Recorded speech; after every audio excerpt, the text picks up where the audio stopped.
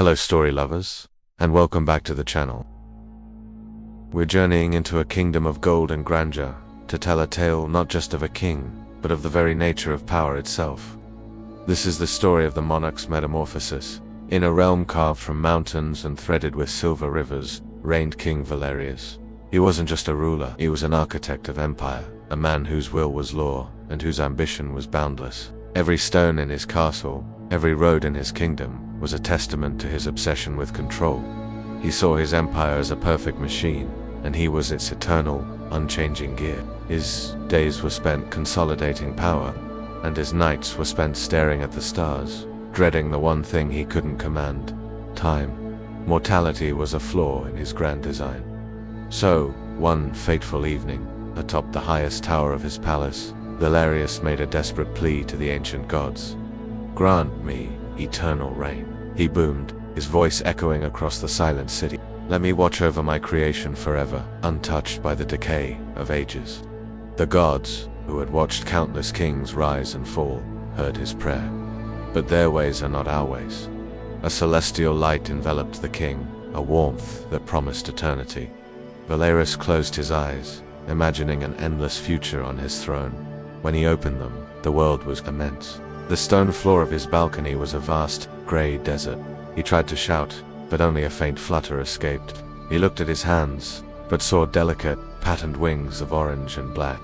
The gods had granted his wish, but with a divine twist. To watch over his kingdom forever, he would not be a king, but a monarch of a different sort. King Valerius had become a butterfly. Panic gave way to a horrifying realization. He was now a fragile, silent observer. He saw his ministers scrambling, his generals issuing orders, all in a desperate attempt to find their vanished king.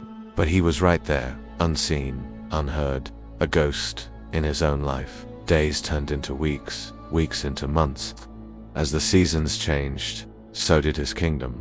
Without his iron fist, new ideas began to blossom.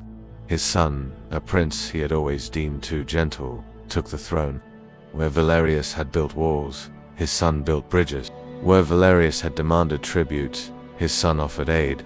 The kingdom wasn't collapsing as he had feared.